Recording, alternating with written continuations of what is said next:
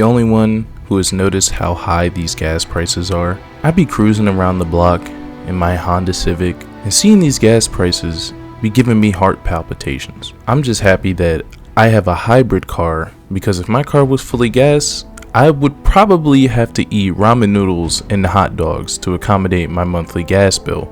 But one day I was driving to the gym and I saw that gas was almost $4, and I started thinking to myself, I could have sworn that gas prices were going down only like a few months ago, and all of a sudden they just hiked up like a dude getting height extension surgery. So I decided to do some research. And by do some research, I mean I accepted my fate that one day I will have to pay $6 per gallon for gas. But in my endless addiction with Twitter, I found something very, very interesting. Now, first off, I want to say that I'm not here to debate whether it's called soccer or football. I'm a dumb American who watches grown men bash into each other and destroy their brain cells for my entertainment. My opinion is worthless. But what I am here to do is to enlighten y'all to the realization that I've come to. So one day I was scrolling through Twitter, and all of a sudden I saw that Mbappe was offered a contract to play in the Saudi Arabian League. Now, I know nothing about the Saudi Arabian League, so when I saw the number, it really just sat there and made me realize that I'm sitting here making YouTube videos for free. Meanwhile, this man is literally getting offered $1 billion just to play soccer. Good for him, but damn, what a world do we live in.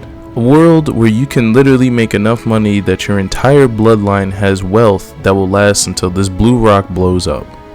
All for just kicking a white and black ball. And when I saw the Mbappe contract, it brought me back to how Ronaldo was offered almost $500,000 to play in the Saudi Arabian League. And Messi was offered $1 billion as well. And Neymar was offered $300 million.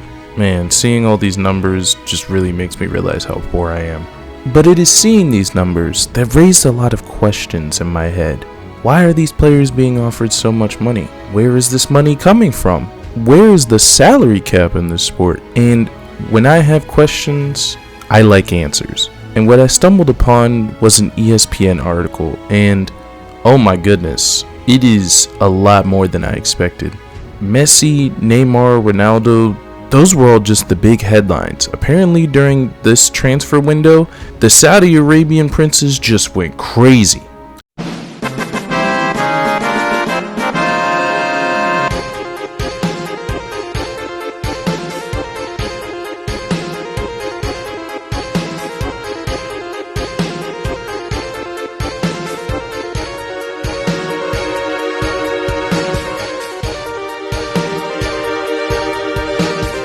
All of this money spent, all just to upgrade the level of play in the Saudi Arabian Soccer League. Why do they care so much, do you ask?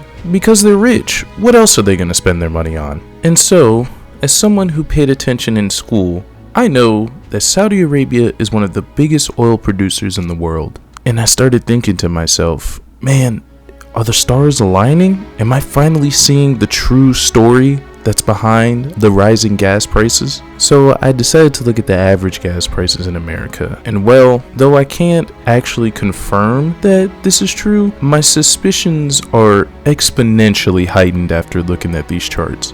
If you look at these different charts, you'll see that the average gas price in America hiked from early 2022 to around mid 2022. And it hiked like never before. I remember these times, and I'm just happy that I was at a university, because I pretty much just walked everywhere, or I got rides from my friends with rich parents. Now I know what you're thinking, but the contracts are being offered the summer this year. Why would they hike the prices so early? And to that, I say you must not know business, because all business plans are planned way in advance. So I imagine that this plan was made sometime during 2021 while we were all struggling with COVID. The Saudi princes probably all got together and were like, men, we need some entertainment. What can we do? Well, we could buy more beautiful women for our palaces. Nah, we have enough of those. Let's think big. Well, maybe we could improve our sports. Genius. But how so? Well, we could offer contracts to the biggest and best football players in the world to join the Saudi Arabian League. Can we do that? Have you seen how the Premier League teams fund their organizations? We're fine. Hell, I say we take it one step further and use our oil money to beat them at their own game, more than they could ever imagine. Okay, but what's the salary cap of what we can offer?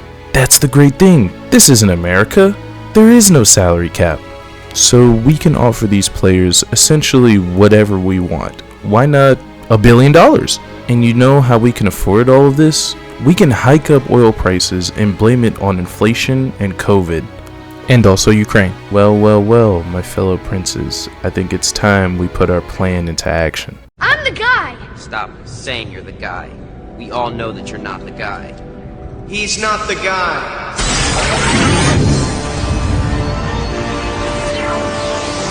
I am. And you are?